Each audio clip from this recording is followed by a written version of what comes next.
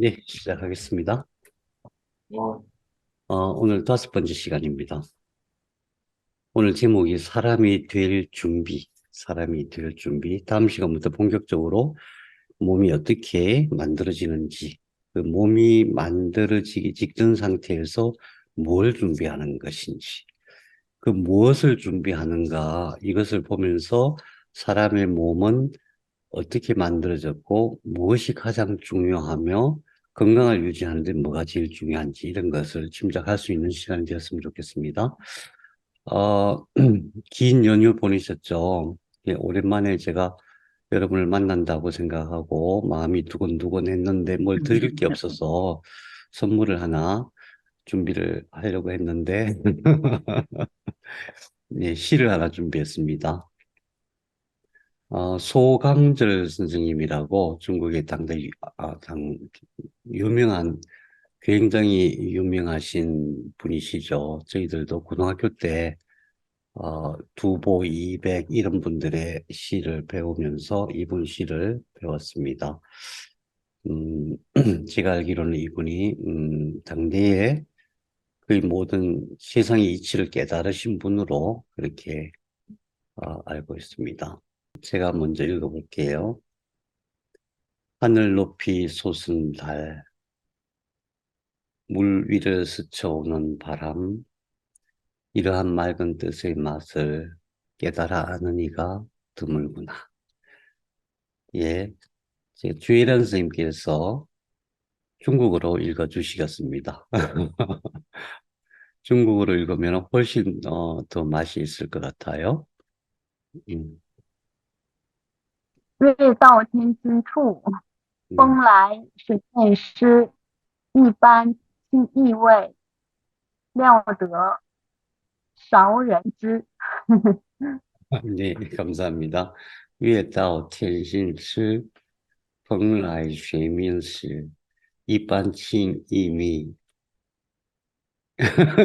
듣기 이상하죠? 了得少人知. 저는 이게 사성이 안 돼가지고, 그냥 되게 단순해 보이는데 가만 한번 상상을 해봐요. 밤이에요. 이분은 아마도 호숫가에 작은 정자를 짓고 지내시는 게 아닐까 추측을 해봐요. 그래, 정자에 앉아서 또는 누워서 하늘을 바라보니까 하늘 가운데에 달이 둥실 떠올라 있어요. 호숫가에는 바람이 싹 스쳐 지나가고, 이 모두 맑은 뜻과 맛인 것을 아는 사람들이 별로 없구나. 뭘 노래했을까요? 뭘 노래했을까요? 어, 맑음이라고 하는 것이 우리 마음속에 이런 거 있잖아요. 뭔가 시원해지는 그런 거 있죠. 어느 때 그런 게 있나요? 우리가 살면서 뭔가 모르는 게 너무 많잖아요. 그죠? 뭔지를 모르는 그런 게 참 많은데, 어, 뭔가 속 깊은 뜻을 다 깨닫고 났을 때 그 느낌을 표현한 거라고 저는 느꼈어요. 하늘을 봐도, 땅을 봐도, 바람을 봐도, 이 모든 것이 입반칭이미인 것을 아는 사람이 드물구나. 나는 안다. 그런 뜻이죠. 나는 안다. 그 느낌, 그 세상의 모든 것이 맑음이라는 것을 아는 그 깨달음을, 그 기쁨을 노래한 것이라고 생각해. 제가 중국어를 잘하면은, 위đạo 天心추억, 뭐 이렇게 했을 텐데, 못할 것 같아. 그냥 제가 한자를 읽을게요. 월도천심처, 풍래수면시, 일반칭이미, 료득소인지. 중국어가 훨씬 멋있어요. 중국어가. 예. 오늘은 제가 선물을 드렸고요. 제가 원래는, 조광절 선생님은 뭔가, 따라잡기 어려운 큰 깨달음을 얻으신 분으로 저는 알고 있고, 한시는 두보 시를 더 좋아합니다. 200보다는. 200시는 약간 좀 가벼운 느낌이 들고요. 두보는 뭔가 이렇게 애절한 느낌이 많이 들어요. 예전에 정두 갔을 때 두보초당 찾아갔거든요. 마음을 두근두근하면서 두보초당을 갔어요. 갔더니 뭐 초막이 하나 있긴 있는데 온 사방에 뭐 골동품 파는 가게가 절비하고 번잡해가지고 좀 실망하고 돌아왔던 기억이 납니다. 선물이 되시기를 바랍니다.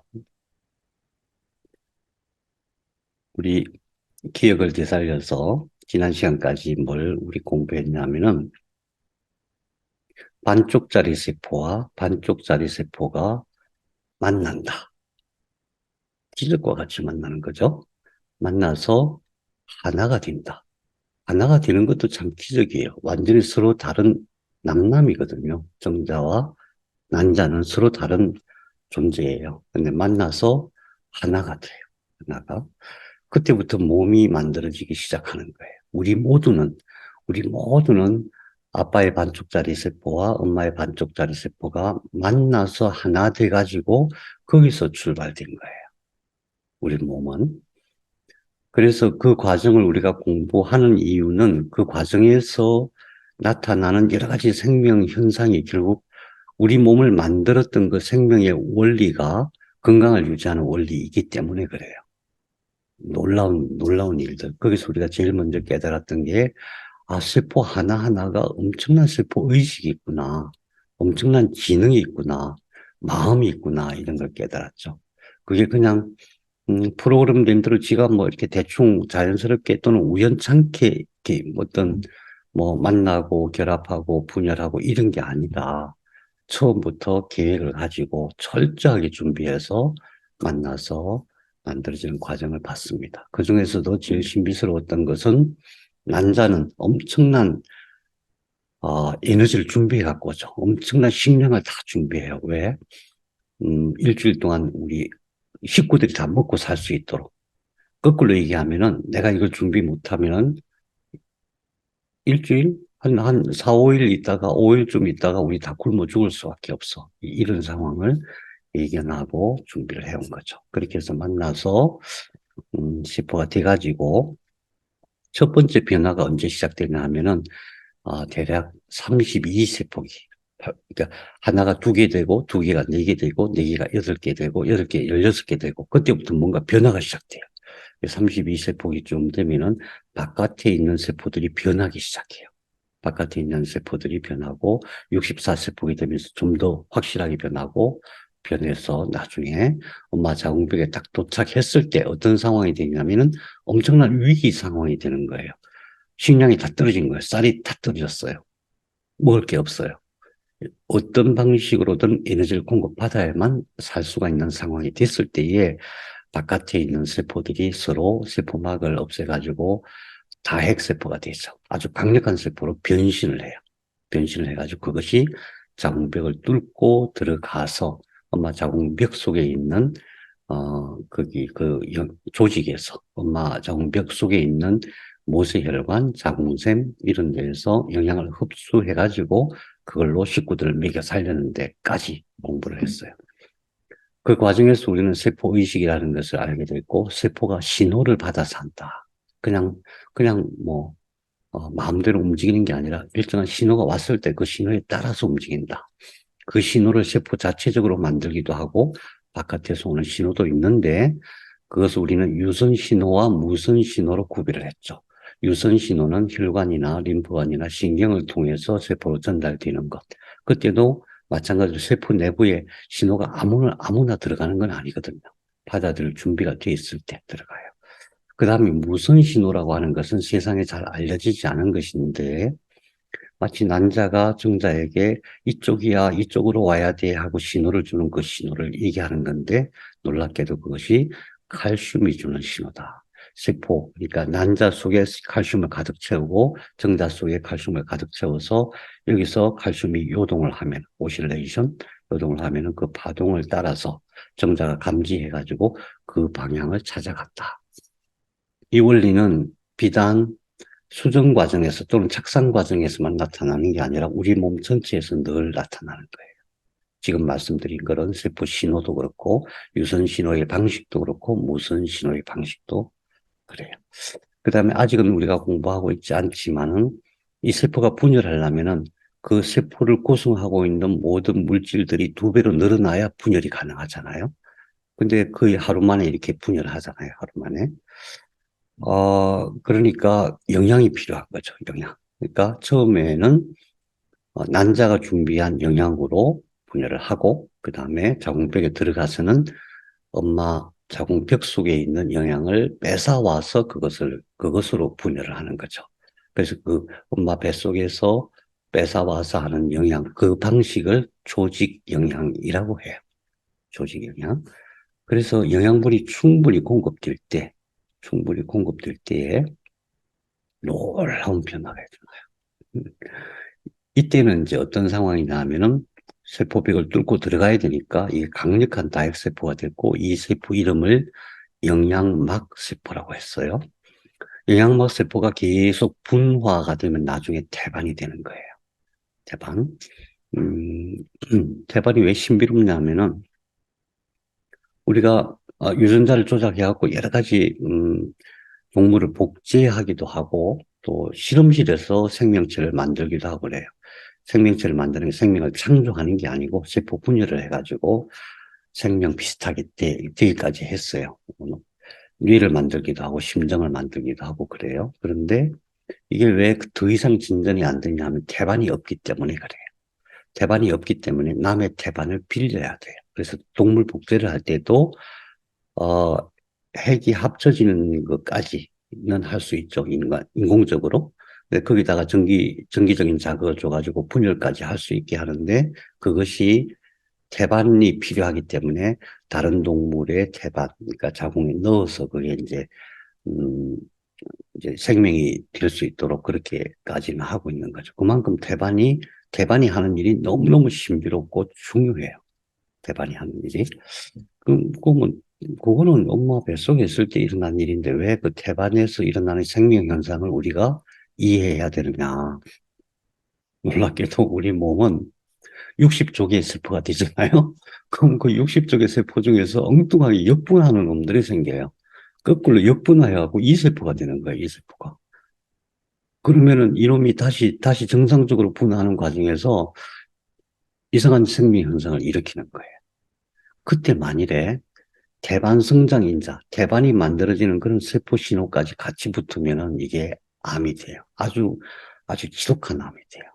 그런 원리.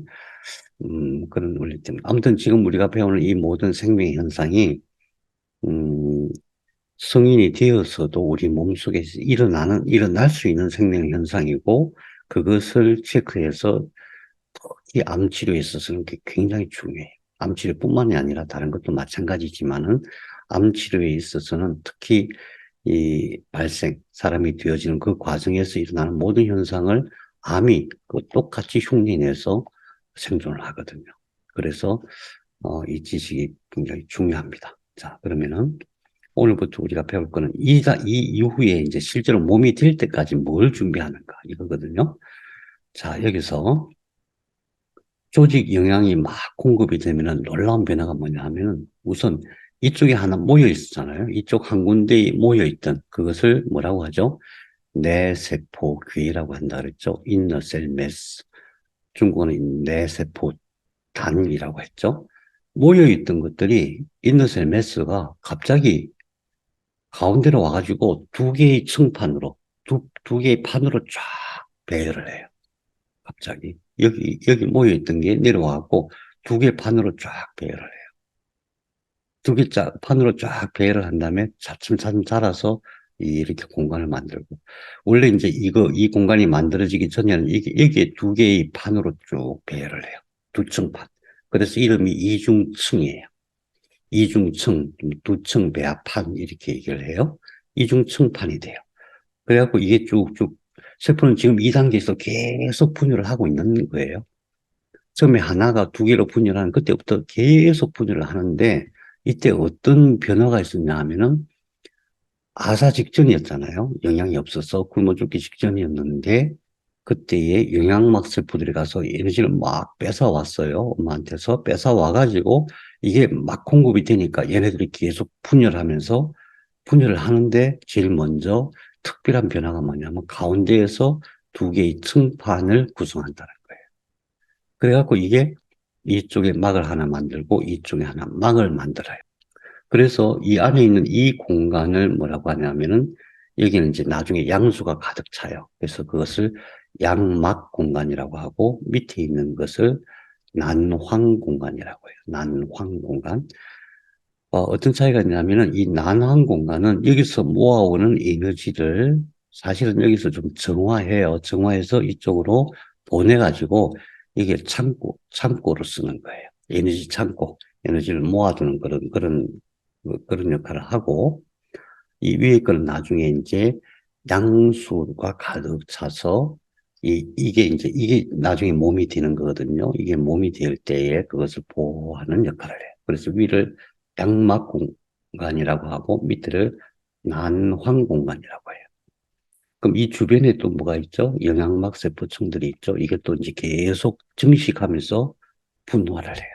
그런데 놀라운 것은 뭐냐 하면은 여기 모여있던 그 세포하고 이 세포가 조금 달라요. 어떻게 다르냐 하면은 여기 있는 세포들은 뭔가 어떤 능력을 갖게 돼요. 뭐 세포. 왜냐하면 여기서 이제 에너지를 공급받아 오면은 이 흡수해야 되잖아요. 여기 있는 세포들은 에너지를 흡수할 줄 몰라요. 모르는데 이게 내려오면서 에너지를 흡수할 수 있는 능력을 갖게 돼요. 에너지를 흡수할 수 있는 능력뿐만 아니라 여기서 이 위에 있는 이 층판이 위에 있는 게 이제 윗층판, 아래층판 그러거든요. 윗층판을 영어로 에피블래스트라고 하고 밑에 있는 것을 하이포블래스트라고 해요. 윗층판이 어떤 능력을 갖게 돼요. 에너지를 공급받은 것을 흡수할 뿐만 아니라 세포를 변화시키는 신호를 줄 수 있는 그런 능력을 갖게 되는데 이때에 얘가 그냥 모든 게 그렇잖아요. 그냥 스스로 되는 게 아니라 어떤 신호가 나와야 돼. 그 신호 이름이 옥토포예요. 옥토포 나녹 속스투라고 해요. 옥토포 나녹 속스투.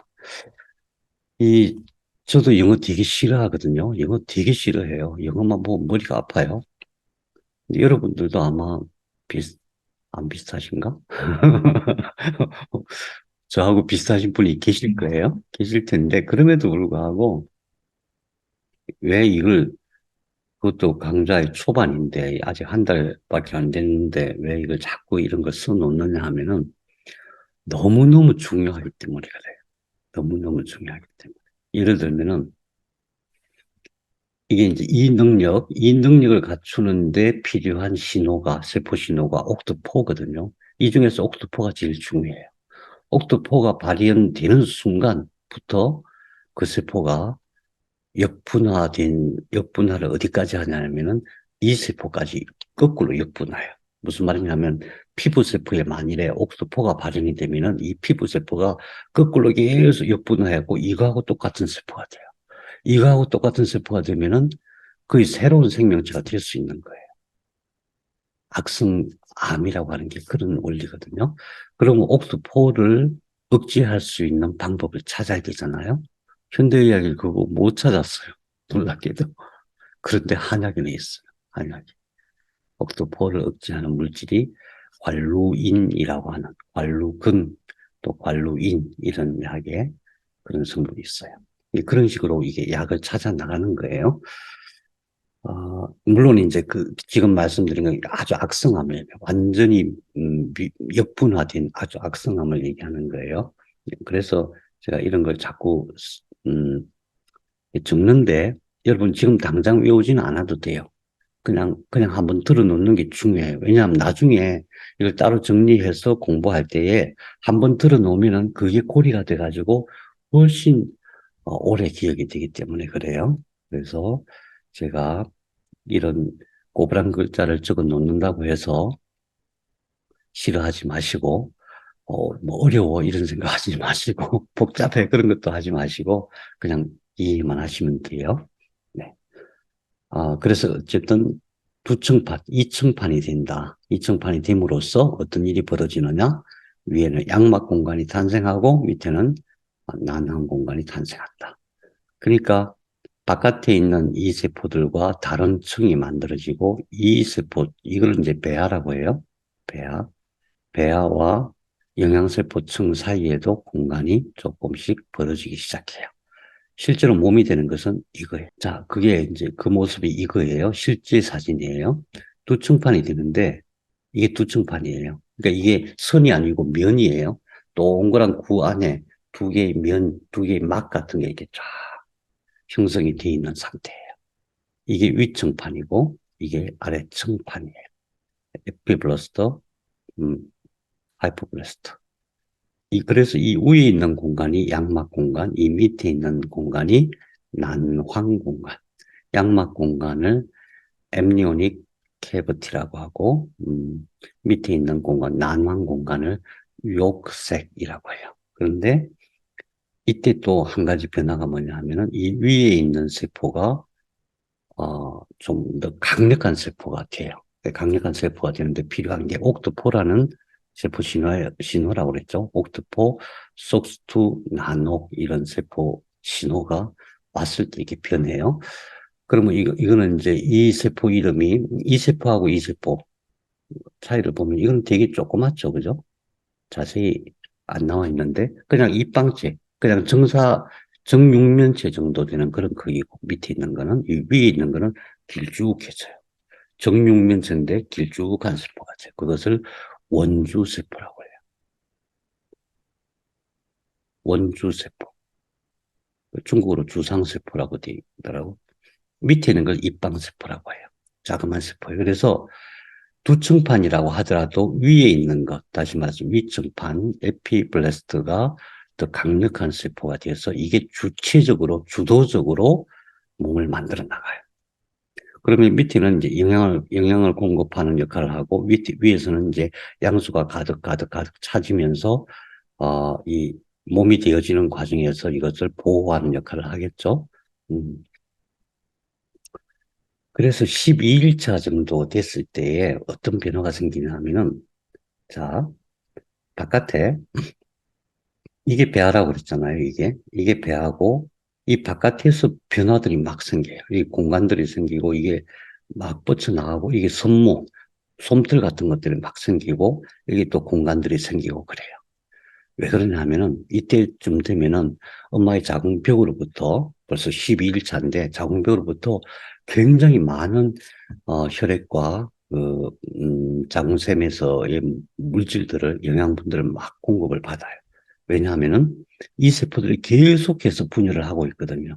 가만히 있는 게 아니고 계속해서 2배씩 늘어나는 거예요. 계속해서. 그래서 엄청난 영양이 많이 필요하니까 여기서 엄청 많은 것들을 공급받고 그 공급받는 과정에서 이것들이 변화를 해요. 이것들, 영양막 세포가 변화를 하고 그 다음에 이 안에 있는 배아는 배아대로 발달을 하지만은 배아와 영양막 세포층 사이에 이 공간들이 또 발달을 해요. 이것을 배위치강이라고 해요. 배위치강. 이게 배아니까 이게 배고, 배 바깥에 있는 치강. 그래서 이게 발달을 해요. 그 다음에 바깥에 있던 영양막 세포, 이거였잖아요. 이 세포들은 더 발달을 해가지고 어떤 기능을 하냐면은, 우리 기억나세요?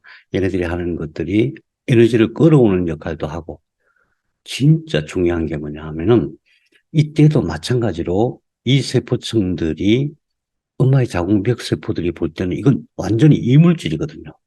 이건 세균일 거야. 이렇게 생각. 굉장히 작으니까. 세균이거나 아니면 다른 미생물이거나 아니면 기생충일지 몰라. 이러면서 세포 속에 있던 면역 세포들이 엄청 공격을 해요. 그냥 대충 공격하는 게 아니고 엄청 공격을 해요. 그 중에서 제일 강력한 게 T세포잖아요. T세포. T세포도 한 여러 종류가 있어요. 그 다음에 B세포가 있죠. 그 다음에, 음, 수지장세포라는 게 있고, 그 다음에 호중구라는 게 있고, 그 다음에 또 대식구라고 하는 아주 또 엄청나게 무서운 그런 세포들이 막 공격을 할 때에, 우리 기억나세요? 제일 먼저 얘네들이 뭐부터 하냐면은 이름표를 바꾼다 그랬죠. 이름표. 그 다음에 또 뭘 하냐면은 어떤 물질들을 막 내요. TCLA, 뭐 CTLA, CTLA, PDL1 이런 것들을 막 내가지고 면역세포들이 자기를 공격하지 못할 뿐만 아니라 오히려 면역세포가 자기를 돕게 만들어요. 우리 면역세포 중에서 잘 아는 게 NK세포라는 거 많이 들어보셨죠? 내추럴 킬러 세포, 자연 살해세포. 그런 것들이 오다가 이 근처에 오면 얘네들이 어떤 물질을 막 내가지고, 막 내가지고, NK세포가 원래는 얘를 공격해야 되는데, 그때 CD16 마크라는 걸 툭 떼가지고 오히려 도와주는 역할을 해요. B세포도 마찬가지고, T세포도 마찬가지고. 그래서 바깥에 있는 세포들이, 면역세포들이 배아를 도와주게 만드는 역할을 하는 게 바로 이 세포층들이에요. 영양막세포. 장차 태반이 된다 그랬죠. 태반이 되면 더 강력한 역할을 해요. 그런데 그런 역할을 할 수 있을 정도로 이게 강력한 능력을 보유해야 되잖아요. 그럴 때에 작동하는 게 TAD4, CDX2, 약. 다른 건 몰라도 돼요. 얍을 기억하세요. 얍. YAP. 얍. Yes Associated Protein이라고 해요. 얍. 이걸 기억해야 됩니다. 우리 현대인의 불치병 중에서 많은 것들이 이 얍을 억제하지 못해서 그래요. 이 얍이 여기서는 발현돼야 되지만은 평소에는 발현이 되면 안 돼요. 얍이 이렇게 잠겨 있어야 돼요. 얍이라고 하는 유전인자가 이렇게 잠겨 있어야 되는데 이게 풀려버린 거예요. 그러면 어떤 일이 벌어지냐 하면은 난소에 이 형체, 뭔가 새로운 게 막 생겨. 난소에 새로운 조직이 생기는데 그걸 가만히 보면은 이빨 조직이 나오고 난소 안에 막 머리칼이 막 생기고 그래요. 난소 이형성치라고 해요. 또, 폐 섬유화증이라고 들어보셨죠? 폐가 섬유화가 돼요. 폐가. 폐 세포가 갑자기 역분화돼갖고 이상한 세포가 막 생겨나는 거예요. 그것도 얍이에요. 그래서 얍이라고 하는 것이 어떤 원리로 발현이 됐냐 하면은 이 영양막 세포가 태반으로 발전하는 과정에서 이 안에 있는 다른 세포들을 지키고 보호하고 면역세포들이 공격하지 못하도록 하는 그런 기능을 만들도록 해주는 것이 얍이라는 세포 신호예요.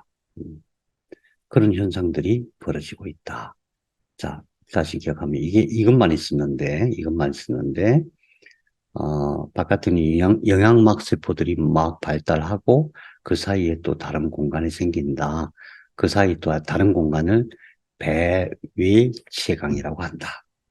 그런데 이때 얍이라는 세포 신호가 발현이 된다. 네. 그 다음 단계. 지금 2단계에서 조금 더 발전한 거예요. 그 다음 단계가 되면은 어떻게 되냐면은 원래 이거였잖아요. 배가. 이 두 층판이고 위에가 뭐예요? 양막 공간, 여기가 난황 공간이었잖아요. 그런데 영양막 세포는 태반으로 계속 성장하고 있고 그 사이에 어떤 공간, 이게 배외치강이라고 했죠. 배외치강이 자꾸 늘어나면서 이게 줄어들어요. 이게 줄어들어요. 이게 줄어드는데 이건 조금 남겨놓고 줄어들어요. 나중에 이게 더 줄어들어갖고 어떻게 되냐면 이 속으로 들어가요. 속으로 들어가서 소화기가 돼요. 그럼 우리 몸의 소화기가 어떤 역할을 하던 것이냐, 그걸 기억해야 돼요. 바깥에서 음식이 막 흡수가 되어지면은 그것을 보관하고 정화하고 공급해주는 역할을 하던 게 원래 소화기가 한 역할이에요. 원래 이 세포들은 그걸 기억하고 있어요. 그래서 배외치강이라는 것도 중요하고 난황 공간이 줄어드는데 이 안에 또 엄청난 일이 벌어져요. 그 다음에 이때는 이미 에너지가 많이 공급되니까 뭔가 배출도 돼야 돼요. 그렇잖아요. 많이 먹으면 나가는 게 생기겠죠. 그만큼 이때는 이제 에너지가 많이 들어가요. 그래서 엄마가 이때쯤 되면 그때부터 막 엄청 배고프고 막 살이 쭉쭉 빠지고 막 그래요. 이때 막 그 구역질도 많이 하고 그래요. 왜 그러냐면 이 세포들이 비록 조그만데도 엄청 에너지를 많이 갖다 쓰기 때문에 그래요. 그래서 에너지가 많이 들어오면은 배출시켜야 되잖아요. 그래서 배출시키는 부착경, 이때가 이제 14일 차입니다. 뭘 생각하느냐 하면은 세포들이 태아일 때, 배아일 때에 어떤 역할을 했나, 이게 발달되면은 이게 계속해서 분화된다는 거죠. 다시 말하면 그 능력을 하나씩 하나씩 계속 능력을 더 확대하는 거예요. 능력이 더 많아지는 거예요. 그래서 기본적으로 처음에 무슨 기능을 하던 세포 있는가, 여기에 따라서 달라지는 거예요. 소화기를, 나중에 이제 소화기를 공부할 때도 마찬가지로 이것이 근원이 무슨 세포였다. 네, 그런 것을 기억하기 위해서 필요하고, 자, 이것들은 이제 제일 중요한 게 아까 yap이라고 말씀드렸는데, 이게 성장할 때에 필요한 세포 신호가 PGF, 플라센탈 그로스 팩터. GF라고 하는 것은 성장 인자예요. 그로스 팩터. 그다음 P라고 하는 플라센타. 플라센타가 태반이에요. PGF라는, 이거 굉장히 중요해요. 이거가 형성이 안 돼야 돼요. 우리 인체에서는 이게 형성이 되면은 여러 가지 문제가 생겨요. 그러니까 아, 음, 아까 말씀드렸나 제가 관록은 300조 이런 것들, 고삼 그런 약초 안에 이런 것을 억제하는 성분들이 들어 있어요.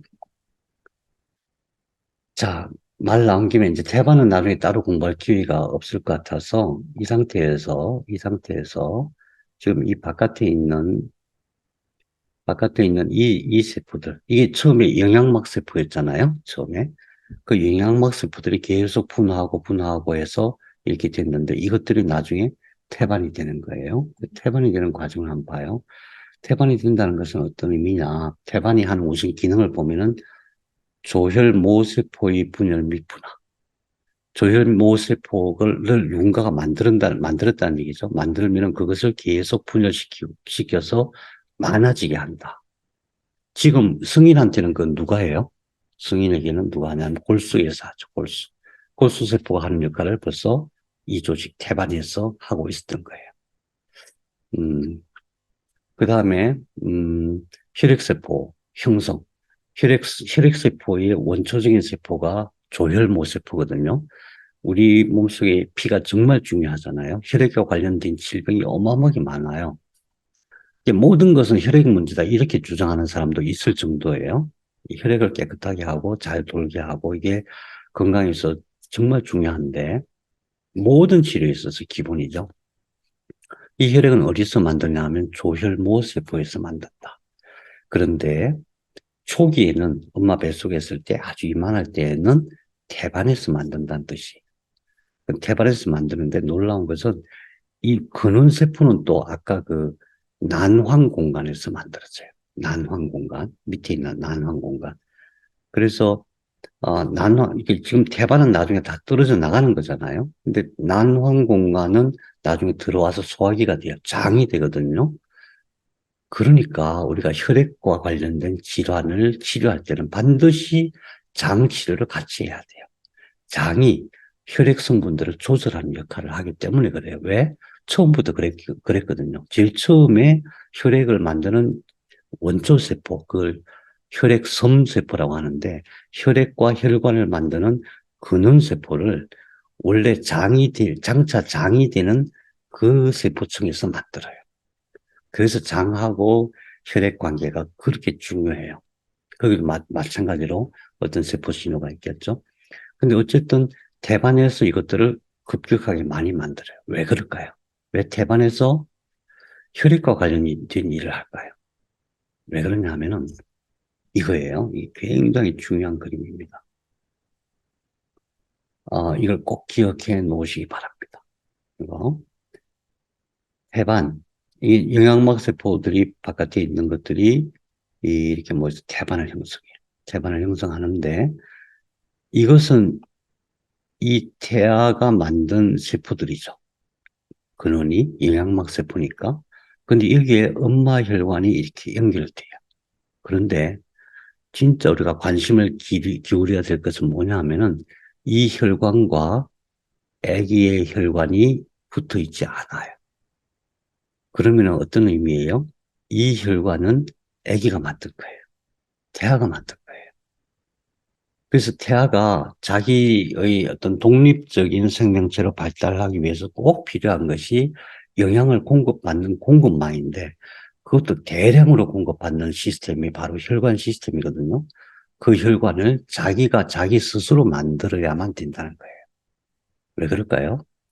엄마의 세포, 엄마의 혈관을 통해서 들어오는 것은 우리 성인의 음식으로 만들어진 혈액들이잖아요. 그러니까 그 속에는 독성 물질도 많아요.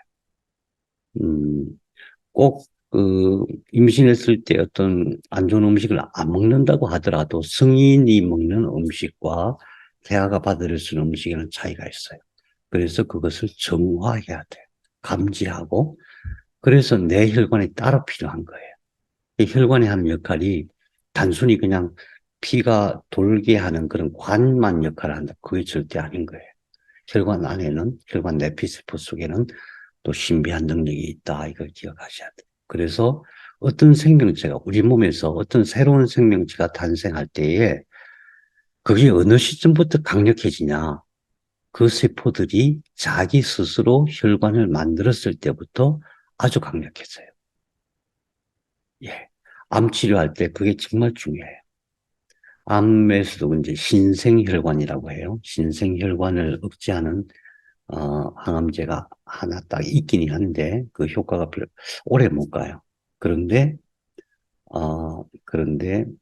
그 신생혈관을 억제할 때에 신생혈관을 만들 때 들어가는 세포 신호가 뭐겠어요? 우리 배운 거 약, 약.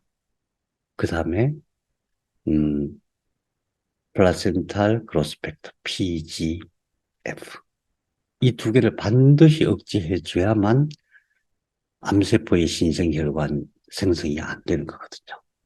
키트루다라고 하는 약을 쓴다고 해서 되는 게 아니에요. 그것만 써갖고는 별로 효과가 없어요. 오래 못 가기도 하고 효과가 30%도 안 돼요. 근데 키트루다라는 신생혈관 억제제를 쓸 때에 관루근 또 고삼, 삼백조 이런 약들을 같이 써주면 황리안 이런 거 같이 써주면은 굉장히 효과가 좋은 거예요. 암치료에 있어서 굉장히 암치료뿐만이 아니에요. 어쨌든지 제일 우리가 이해하기 쉬운 게 암이에요. 그런데 이런 모습이에요. 이런 모습인데 음, 자 이렇게 연결돼서 이 태반의 혈관이 어디로 연결되냐면 이렇게 해서 간으로 연결돼요. 간으로. 그럼 우리 태어나면 어떻게 해요? 이거 자르죠. 이 자르면은 이 자른 자국이 남죠. 그게 뭐예요? 자른 자국, 배꼽이죠? 그러면은 우리의 배꼽에서 이것이 남아있을까요? 안 남아있을까요? 그래서 여기 말 잘라서 이게 배꼽이 됐다면은 어떻게 이해를 해야 되냐 하면은 이 배꼽에 있는 세포들은 이 세포의 특성을 갖고 있어요. 이 세포의 특성이 뭐예요? 이 안에는 여러 가지 줄기세포들도 있고 또 영양을 공급하고 제어하는 그런 능력을 갖고 있는 세포들이 남아있어요. 그래서 배꼽을 중요하게 보는 거예요. 배꼽 주변에다가 침을 놓는 그런 치료법이 중국에 있죠. 낚시 복침법이라고 해요. 낚시. 그런데 이게 성인이 돼서도 이것이 비록 기능은 안 하지만 남아있어요. 그래서 배꼽을 통해서 무언가를 흡수시키면은 그게 간으로 갔다가 바로 폐로 가요. 간과 폐를 치료할 때에 그래서 배꼽뜸을 뜨는 거예요. 옛날에는 배꼽뜸을 뭘로 떴냐 하면 주로 소금이나 뭐 생강이나 그런 걸로 했어요. 근데 저희들은 해보니까 제일 효과적인 게 사양이에요, 사양. 사양을 배꼽에 사양 굉장히 귀하고 비싼 거거든요. 이 사양을 배꼽에 살살 발라놓고 그 위에다 쑥뜸을 뜨면은 그 사양이 바로 흡수돼 가지고 간으로 가서 해독을 하고 간을 해독하고 그 다음에 피를 해독해요. 이 사양뜸을 뜨면은 입에서 이 사양 냄새가 나요. 왜? 입으로 호흡을 하니까. 그게 그 다음에 간과 폐로 간다는 얘기는 혈액을 쫙 정화시켜요. 그런 사양치료법의 기본 원리가 여기에 있다 하는 기억하시고, 이제 이거는 지금 우리가 말이 나온 김에 태반까지 간 거예요. 태반은 6주에서 12주까지 굉장히 길게, 긴 기간 동안, 6주면 한 달 반이잖아요. 한 달 반 후에 한 달 반 정도의 기간 동안 발달하는 굉장히 중요한 거다. 태반이 없으면 우리는 사람이 될 수가 없다. 태반이 없으면 생명체가 될 수가 없다. 자, 이제 태반을 잊어버리고요. 태반이 좀, 어디서 이제 출발하냐면 두 층판이었어요. 2층판. 그러니까, 동그란 데에서 인너셀 매스가 저 위에 붙어 있다가 엄마의 자궁벽에서 에너지가 막 들어오면은 갑자기 얘네들이 가운데로 쭉 모이면서 두 개의 판이 된다 그랬죠. 그걸 이층판이라고 하는데 이 중에서 위층판, 에피블래스터, 아래층판, 하이포블래스터가 있는데 위층판은 주상세포, 원주상세포 큰 거고 밑에 거는 작은 세포였었어요. 근데 놀라운 변화가 일어나는데 위층판 세포들이 자, 이때도 마찬가지로 쉼 없이 세포는 계속 분열하고 있는 상태거든요. 위층판 세포들이 갑자기 이렇게 밀려 들어오더니 아래층판, 아래판에 있는 세포를 다 대체를 해요. 다 대체를 해요. 그럼 이게 어떤 상황이 되는 거냐 하면은, 이 상태에서 이 위층판 이 세포들이 여기서 갑자기 안으로 이렇게 밀려 들어와요. 가운데에서. 밀려 들어가고 아래층판 세포를 다 대체를 해요. 그러면 이거 전체가 위층판 세포의 능력을 갖게 되는 거겠죠? 특성은. 음, 우선 모든 세포를 하나로 만들어요. 이론화 작업을 해요. 이게 왜 중요한 의미냐 하면은 나중에 이제 우리 치료법 중에서 주기세포 치료법 공부할 때에 나오는데 우리의 모든 세포 안에는 세포가 이제 분화된 거라 그랬잖아요. 원래 세포가 여러 가지 단계를 거쳐서 분화가 된다 그랬잖아요. 이 분화가 역분화가 된다 그랬잖아요. 역분화가 되면은 또 그게 큰 병이 될 수 있는 거라고 했잖아요. 역분화가 되는 이유가 뭐냐? 이 피부 세포가 어떻게 이런 세포, 모든 사람이, 모든 장기가 될 수 있는 이런 세포로 변할 수 있느냐. 이 뜻이에요. 모든 세포를 일원화시키고 그 세포들이 분화가 된 거예요. 다시 말하면은 우리 몸의 모든 세포는 능력이 똑같아요. 이 당시에는 우리 몸 전체가 될 수 있는 능력을 갖고 있잖아요. 그러다가 어떻게 하냐면은 자기가 갖고 있는 능력을 하나씩 하나씩 잠궈요. 능력이 없어지는 것도 아니고 능력을 버리는 것도 아니고 자물쇠로 하나씩 하나씩 잠궈요. 그래서 그게 피부가 되고 간이 되고 위가 되고 심장이 되고 그러는 거예요. 그래서 심장으로서 역할을 할 수 있는 그것만 남겨놓고 나머지는 다 잠근 상태예요. 무슨 말인지 이해하셨죠? 중요합니다. 세포는 모든 능력을 다 갖고 있다. 특별히 마지막 분할을 하면은 이제 조금 다를 수가 있는데 모든 세포층 안에는 줄기세포층이 남아 있어요. 급할 때 그 쓰는 거고 또 그게 아니라 하더라도 모든 세포는 이 세포, 원래의 세포가 갖고 있던 모든 능력을 다 갖고 있다. 다시 말해서 위층판 세포가, 위판 세포가 갖고 있는 모든 능력을 지금도 갖고 있다. 그거예요. 기억하시기 바랍니다. 그 다음에 또 어떤 변화를 일으키냐 하면은 이 두 개 층만으로는 사람이 몸을 만들 수가 없어요. 그래서 이 판을 세 개를 만들어요. 세 개를 만드는데 어떻게 만드냐면은 1차적으로 이 세포들이 이 가운데에서 밀려 들어오거든요. 밀려 들어와서 밑에 있는 세포층을 바꾼 다음에 또 계속 밀려 들어와요. 왜? 세포는 계속 분열하고 있는 거예요. 지금도 계속 쉼 없이 태어날 때까지 태어나서도 마찬가지죠.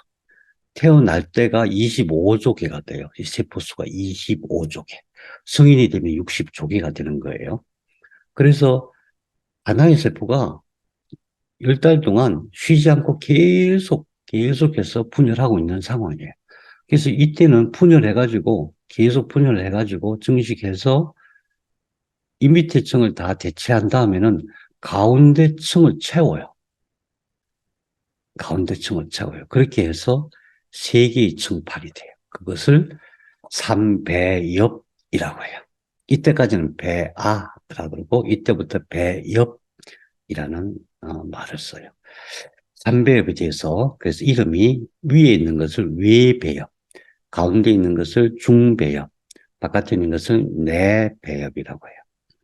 어떤 옛날 자료에 보면은 뭐 외배엽 세포, 외배엽 유래세포, 중배엽 유래세포, 뭐 내배엽 유래세포 이렇게 구분을 하는데 사실은 구분하는 건 별 의미가 없어요. 원래 이게 다 만든 거예요. 그래서 나중에 어떻게 되냐면 이 외배엽은 신경, 특히 척수, 뇌, 신경, 피부 이게 되는 거예요. 신경, 척수, 뇌, 피부. 우선 그것만 기억하세요. 물론 뭐 망막도 몇 가지 더 있는데 그것만 우선 기억하세요. 이게 제일 중요해요. 이게 제일 중요하고 중간에 있는 거는 뭐가 되냐면 골격이 돼요. 골격. 골격 그러면 뼈, 그 다음에 근육, 그 다음에 이게 이제 원래 심장은 이제 외배엽과 내배엽의 중간 단계에 있는데 그게 이제 내려오거든요. 그럼 내려오면 심장. 이 심장과 연관된 게 뭐예요? 심장과 연관된 게 혈관. 이 혈관은 심장의 연장선이라고 보면 돼요. 심장과 혈관을 만든다. 이 중배엽이. 그 다음에 비장. 왜 비장이냐? 비장하고 심장하고 무슨 상관이 있을까? 비장이 무슨 역할을 하냐. 물론 액이라고 하는 비장에서 소화액도 만드는데 더 중요한 게 뭐냐 하면은, 혈액 속에 있는 면역세포들이 비장에 가서 다 분해가 돼요. 혈액 성분을 관리하는 능력이 비장에 있어요. 비장이 그래서 굉장히 중요하죠. 비장은 왼쪽에 있어요. 왼쪽에만. 그래서 심장, 혈관, 비장, 이거는 한 묶음이라고 봐야 돼요. 그 다음에 심장과 신장은 또 같은 역할을 해요. 음양 관계예요. 신장과 비뇨생식기. 이게 그렇게 나중에 발달해요. 이걸 외우실 때 다 외우지 마시고, 근육과 골격 하나로 묶으시고, 심장, 혈관, 신장, 비뇨 이렇게 엮으세요. 그럼 비장은 결국 이렇게 따라오게 되는 거예요.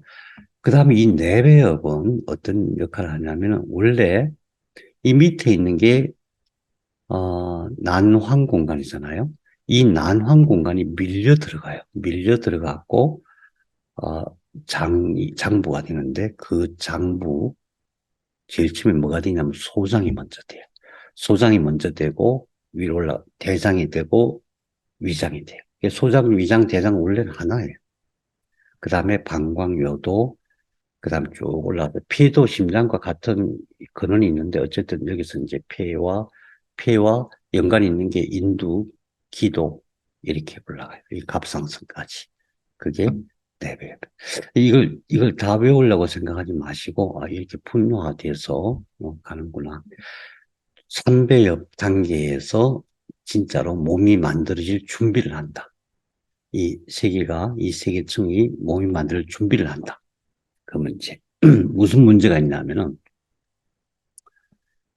각자가 이제 자기 역할을 할 수 있도록 변해야 되잖아요. 그렇죠? 이제 2단계니까, 지금은 그냥 막이니까, 세포 막 정도밖에 안 되니까, 여기서 이제 뭔가 계속 분열은 일어나는데, 분열만 계속 일어나면 뭐해? 사람이 될 수가 없잖아요. 분열이 일어나면서 변해야 돼요. 굉장히 다양한 능력을 갖춰야 되고, 변해야 되는데, 그렇게 하는데, 제일 먼저 필요한 게, 그것을 관리하는 관리자가 필요해요. 신호를 줘야 되잖아요. 여태까지는 내부에서 거의 다 세포 내부에서 만든 신호로 이렇게 변화했는데, 이제부터 세계가 다른 방향으로 각자의 길을 가야 돼요. 그러면 이 세계를 통합적으로 관리하는 관리자가 있어야 돼요.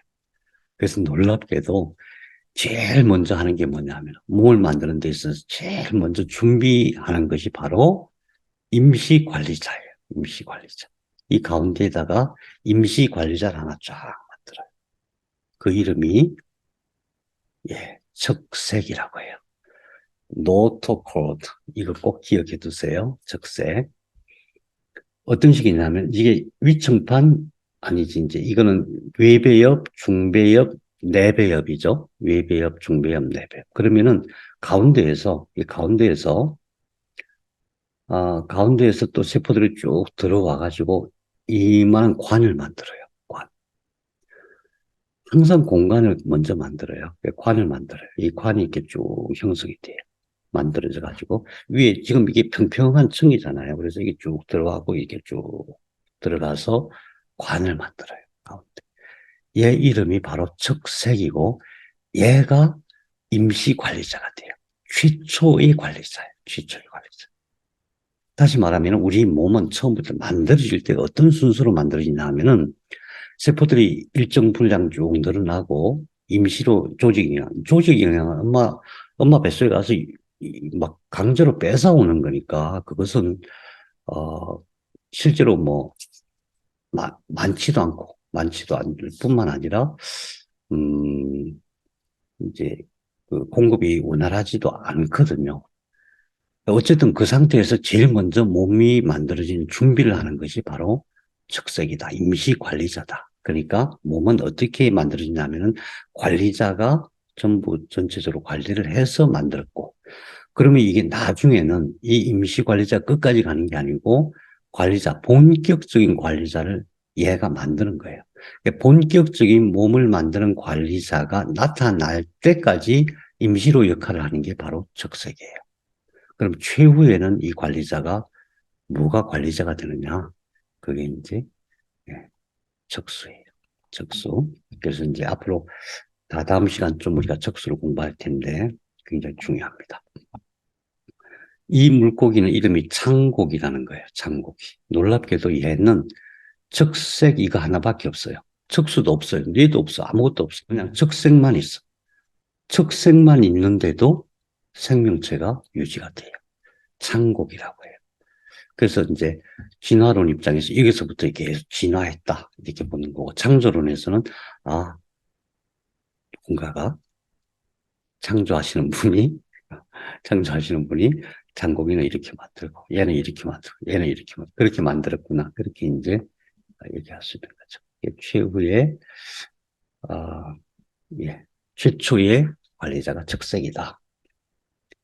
음, 시간이 얼마 안 남았으니까 빨리빨리 할게요. 그저께 노벨 생리의학상 발표가 있었습니다. 올해 노벨 생리의학상 수상자는 이 사람이에요. 카탈린 크리코라는 사람이에요. 원래 이제 헝가리 사람인데 미국 펜실베니아 주립대학에서 교수를 했던 사람인데 이 사람이에요. 뭐 했냐 하면은 mRNA를 가지고 백신을 만든 거예요. 모든 공부, 그러니까 지금 우리가 세포 신호 얘기하잖아요. 세포 신호가 뭐냐 하면은 DNA에 그 정보가 저장되어 있는 것을 RNA가 그걸 복사해갖고 나와가지고 그게 아미노산을 갖고 조합하는 거예요. 그 DNA는 원판이고, DNA는 우리 뭐 다 아시죠? 실제 일을 하는 것은 RNA예요. 이 RNA를 가지고 백신을 만든 역할을 했는데, 이 보세요. 이거하고 이거예요. 무슨 차이가 있어요? 똑같은데 뭐. 우리 대충 보면 똑같잖아요. 이것만 바뀐 거예요. 이걸 뺀 걸 돌려갖고 이 구조만 바꾼 거예요. 이 구조만 바꾸니까 이걸로 백신을 만들 수가 있었다. 놀라운 얘기죠. 그래서 사실은, 이제 세포 공부를 시작하면 이 안에 DNA, RNA 공부를 해야 되는데, 왜 제가 노벨 생리의학상 말씀을 드리냐 하면은, 지금 가장 발달된 치료 기술이 뭐냐? 지금 현재 가장 발달된 의학적인 지식이 뭐냐? 이걸 얘기하는 거예요. 이게 바로 RNA 지식이에요, RNA. 그러니까 우리가 공부하고 있는 것이 옛날 지식을 공부하기 위해서 이런 공부를 하는 게 아니고 가장 발달된 지식을 그 치료에 응용하기 위해서 이런 공부를 하는 거거든요. 그래서 혹시 조금 나하고는 안 맞는데 이것보다 훨씬 더 재미있는 치료법이 있던데 하시더라도 그건 아무 때나 배울 수 있는 거예요. 근데 가장 최신 의학은 이렇게 공부를 해야만 배울 수 있는 거니까 그렇게 아시면 좋겠어요. 별거 아니에요. 별거 아니죠. 그렇지만 이런 작은 발견이 엄청난 변화를 일으키는 거예요. 사실 인류가 RNA 백신은 최초로 만든 거거든요. 사실 mRNA 백신이 없었으면 코로나를 이겨낼 수가 없었어요. 그만큼 대단한 거예요. 그다음에 RNA와 더불어서 DNA를 고치는 기술이 엄청 발달하고 있죠. DNA. 근데 이외에 제가 지난번 책 소개할 때 이 책 소개했어요. 제니퍼 다우드나라는 사람이 다우드나 기억하세요? 다우드나. 이 사람도 노벨상을 받았잖아요. 음. 뭘로 받았냐면 크리스퍼 카스 9 기술이에요. 중국어로 이게 뭐라고 그랬죠? 첸다오. 이건 뭐라고 읽는지 모르겠어요. 아무튼 중국어로 이걸 기억해 놓으십시오. 영어로는 크리스퍼 카스9이에요. 크리스퍼 카스9. 뭐냐 하면은 DNA를 아주 쉽게 고칠 수 있는 기술이에요. DNA를. 암이라는 것도 그렇고 대부분의 난치병들은 전부 DNA를 고쳐야 돼요. 그 DNA를 쉽게 고칠 수 있는 기술이 계속해서 발전돼 나왔어요. 이 양반이 2020년도 뭐 불과 몇 년 전에 노벨의학상 받은 건데 이 크리스퍼 카스9 기술이 매년 새롭게 바뀌고 있어요. 매년 새롭게 발달하고 있어요. 그래서 혹시 기회가 되시면 이 책을 꼭 읽어보시기 바랍니다. 그러면은 앞으로 의술이 어떤 방향으로 가고 있거나 좀 확실하게 아실 수가 있을 거예요. 그 다음에 줄기세포와 관련된 거 앞으로 우리가 잘 알고 있어야 되는데 줄기세포는 이제 세상을 떠들썩하게 했던 사람이 이 사람이에요. 야마나카 신야라고 하는 일본 과학자인데, 어, 이거 보이죠? 여기서 보이는 이게 인너셀 매스, 내세포계. 처음에 이제, 어, 작상할 때 세포들 이게 다 모인다 그랬잖아요. 그죠? 이, 이것을, 이것을 어떻게 했냐면은, 처음에 실험은 생쥐세포로 했어요. 섬유세포, 섬유아세포. 피부에서 떼냈어요. 피부에서 떼내가지고, 네 가지 세포 신호를 줬더니, 네 가지 세포 신호를 줬더니 이것들이 이 세포가 되더라. 이걸 발견한 거예요. 이 사람도 노벨상을 받았어요. 이 네 가지 세포, 다시 말해서 우리 몸에 있는 세포, 아까 그랬잖아요. 모든 세포가 잠재적인 능력을 다 갖고 있다. 이걸 역분화를 시키면은 인너셀 매스, 내세포 귀가 될 수 있다. 이런 말씀 드렸잖아요. 그 네 가지, 어, 네 가지 세포 신호를 주면은 그게 거꾸로 역분화된다. 이거예요. 그 네 가지가 뭐냐? 아, 나중에 다시 하겠지만 기억해 두세요. 옥토포. 우리 옥토포 아까 나왔죠? 옥토포 굉장히 중요해요. 옥토포, 속스투, 그 다음에 크루펠포라고 하는 거예요. 생소한 거 자꾸 얘기하면 짜증나잖아요. 그죠? 짜증이 날 텐데. 그래도 워낙 중요해요. 그래도 중요하니까 제가 외우라고 막 강요하지는 않겠어요. 그런데 자꾸 들어두고, 신기하다. 그런 게 있구나. 그래서 이렇게 들어두세요. 나중에 다시 암기하면 되니까. 제일 중요한 게 옥토포예요. 옥토포, 속스투, 시, 및, 크루펠포가 있는데 어떤 역할을 하냐면은 이걸 넣으면은 이 세포가 갑자기 DNA가 쫙 풀려요. 쫙 풀려가지고 역분화를 해요. 역분화를 하면서 역분화된 세포의 능력, 인너셀 매스가 나중에 어떤 능력을 갖추면서 원주상 세포가 된다 그랬잖아요. 이층판이 된다 그랬잖아요. 그 이층판 위에 있는 세포, 그 세포가 드디어 몸이 될 수 있는 능력을 갖추는 거예요. 그걸 갖추게 하는데 필요한 게 옥토포라는 세포 신호예요. 시믹이라는 게 들어가고 이걸 쫙 분해하고 옥토포가 들어가가지고 이것을 거꾸로 쫙 역분화를 시켜서 이런 세포가 되는 거예요. 그래서 이분들이 뭘 연구한 거냐면은 사람의 피부 세포에서 또는 지방 세포를 빼가지고 그것을 역분화를 시킨 다음에 그걸 다시 분화를 시켜. 정상적으로 다시 분화를 시켜서 간이 되게 할 수도 있고, 뭐 심장이 되게 할 수도 있고. 그러면은 이제 어떤 걸 기대를 했냐면은 만일에 어떤 사람이 간암에 걸렸다. 간을 떼내야 된다. 그러면은 그 사람의, 어, 지방세포를 빼가지고 그것을 역분화를 시킨 다음에 간이 될 수 있는 세포로 만들어서 그걸 집어넣어서 간을 대체하면 된다. 꿈 같은 얘기죠. 근데 이런 실험이 중국에 특히 엄청 많이 진행되고 있습니다. 실제로. 돼지 속에서 뭐 이런 세포 장기를 배양하기도 하고, 그래요. 다른 나라는 뭐 여러 가지 제약이 많아가지고 잘 못하고 있는데 중국이 특히 그쪽으로 실험 굉장히 많이 돼 있습니다. 음, 그래서 이제 이것을 줄기세포 치료법이라고 해요. 역분화시켜서. 그런데 이제 어디 탁 막혔냐 하면은 이것을 제어하기가 되게 어려운 거예요. 어디까지. 어디까지 가고, 뭐, 어떻게 분화된 다음에 그 다음에 성장을 멈춰. 뭐, 이렇게까지 해야 되는데, 거기까지 아직 못하고 있는 것 뿐이에요. 그래서 우리가 병을 이해할 때, 이게 이제 아까 말씀드린 난소 이형성체, 난소에 뭐 이상한 다른 조직이 생기는 거예요. 여기 보이죠? 자궁이 있고 옆에 난소가 있는데 난소에 이렇게 이빨이 생기는 건 이빨 머리카락 생기고 이게 뭐예요? 바로 이 문제예요. 이 세포가 역분화돼 가지고 어떤 이유 때문에 역분화돼 가지고 이런 세포가 돼 가지고 이게 다시 정상 분화가 돼 갖고 이런 문제가 생기는 거예요. 그거 어떻게 해야 돼요? 이 세포 주변에 있는 옥토포를 제거해야 돼요. 옥토포를 억제해서 다시 잠궈줘야 돼요. 원래 잠겨져 있으면 아무 문제가 없는 거거든. 이 세 개는 암세포예요. 암세포도 똑같은 걸요. 암세포도 이 세포가 어떤 이유 때문에 역분화가 돼가지고 이렇게 이너셀 메스가 돼서 이층판 세포까지 됐다가 그다음 그 정상적으로 세포가 분화돼가지고 자기 혈관도 만들라 그러고 또 막 무한 증식하려 그러고 완전히 새로운 생명체로 탄생을 하려 그러고 그렇게 되는 거예요. 그럼 어떻게 해야 돼요? 예, 어떻게 해야 되겠어요?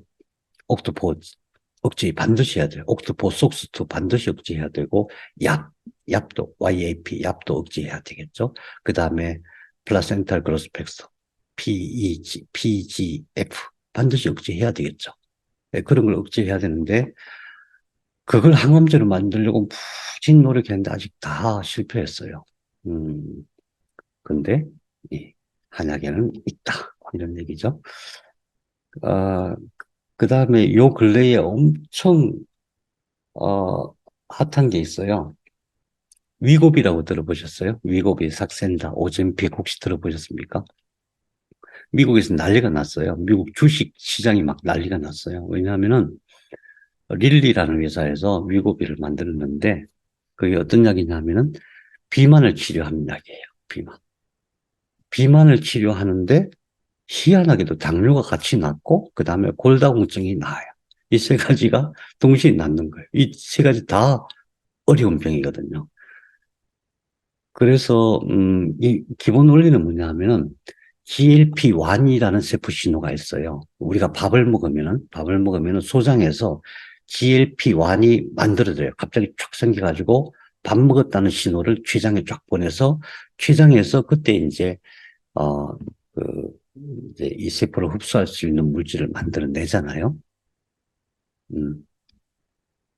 그런데 GLP-1이 이게 부족하면은 당뇨가 되는 거예요. 인슐린이 안 나오는 거예요. 이 인슐린이 나오느냐 안 나오냐 하는 것은 GLP-1이 달렸어요. GLP-1이라고 하는 소장에 있는 세포 신호가 제대로 작동하면은 인슐린이 잘 나와서 당뇨가 안 걸리는 거예요. 그래서 이때까지 그런 식으로 계속 약을 써왔는데 릴리라는 회사에서 뭘 발견했냐면은 이 약이 우리가 주사를 하면은 15분 만에 없어져요.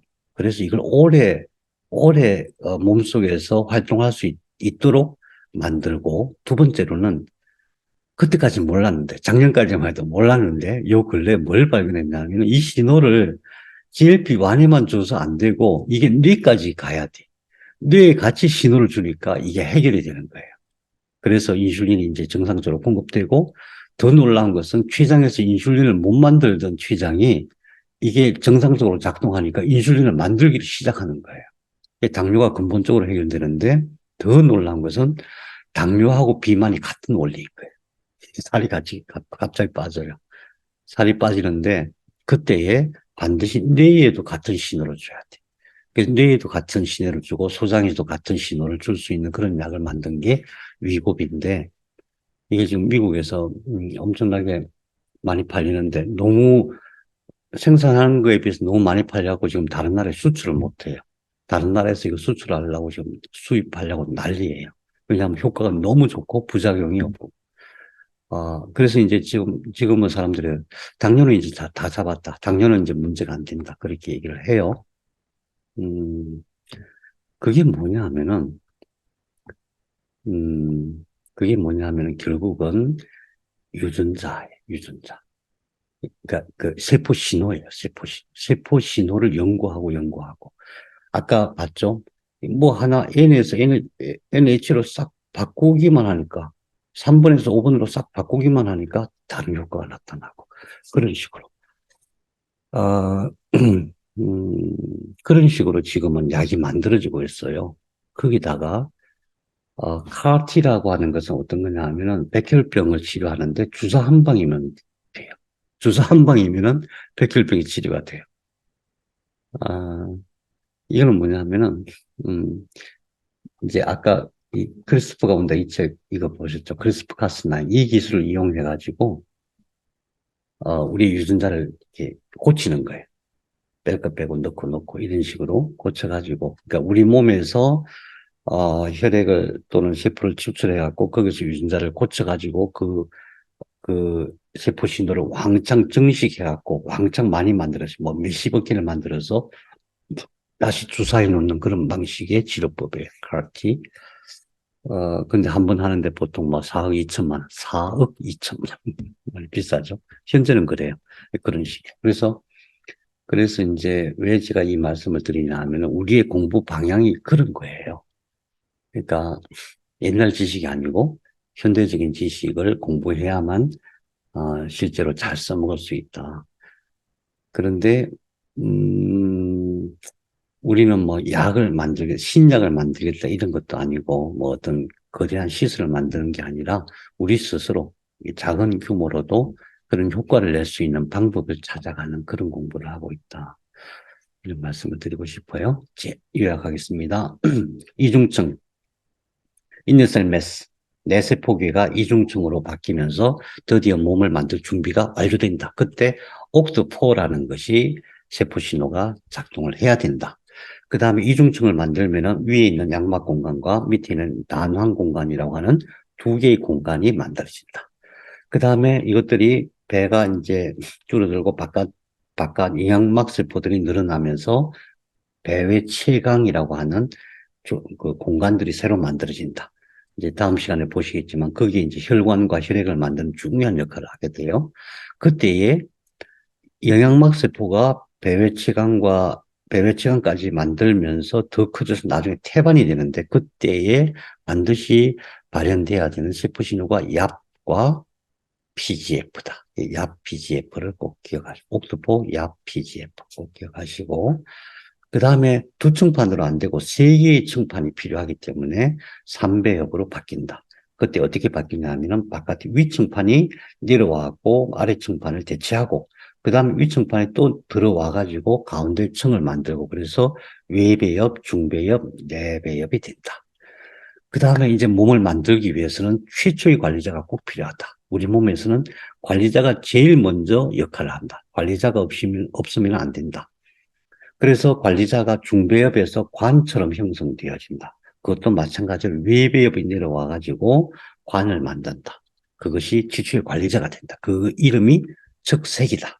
적색이다. 자, 보세요. 적색이 최초의 관리자예요. 그럼 적색이 딱 들어서는 순간 우선 각 세포들이 위치가 정해져요. 위치가. 뒤에 있는 세포, 앞에 있는 세포, 옆에 있는 세포. 이렇게 상하, 좌우 위치가 딱 정해지면서 그 위치에 따라서 세포들이 받는 신호가 달라지게 돼요. 그것이 최초의 관리자죠. 거기까지만 오늘 하겠습니다. 그래서 우리가 한번 생각해 볼 일이 있어요. 세포는 뛰어난 의식이 있다는 건 이제 다 아시겠죠? 영양이 중요합니다. 아까도 봤듯이 영양이 없으면 다 죽어버려요. 그래서 세포가 항상 신경 쓰는 게 어떻게 영양을 공급받을까? 영양을 충분히 안정적으로 공급받을 수 있는 그런 시스템을 만든다. 이런 거 기억하시고, 그 다음에 세포 조절, 세포 신호를 조절하는 것이 약이다. 그리고 약을 생각할 때는 항상 세포 신호를 생각해야 된다. 이 약은 어떤 세포 신호를 조절하는 거냐, 이런 식으로 따져 물어서 좋은 약을 구별할 수가 있어야 됩니다. 앞으로 발달하는 방향은, 의학의 방향은 줄기세포 치료법, 유전자 치료법이다. 이 두 가지를 꼭 기억하시고, 우리가 공부하는 목적은 바로 그것이죠. 우리는 목표는 돈 없으면 치료 못 받는 그런 세상이 되게 하는 것이 아니고, 이런 모든 중요한 의학 지식을 같이 공부해서 돈이 없어도 치료받을 수 있는, 돈 없는 사람도 치료할 수 있는 그런 대안치료법을 연구하는 것이 우리의 목적이 되고 꼭 기억하시기 바랍니다. 오늘 조금 늦게 끝났습니다. 됐습니다. 오늘 이렇게 하고 내일 또 이 시간에 모여서 공부 계속하겠습니다. 오늘 즐거웠습니다. 감사합니다. 내일 봬요. 네, 수고하셨어요. 수고하셨습니다. 수고하셨습니다. 네, 수고하셨습니다. 네, 고맙습니다.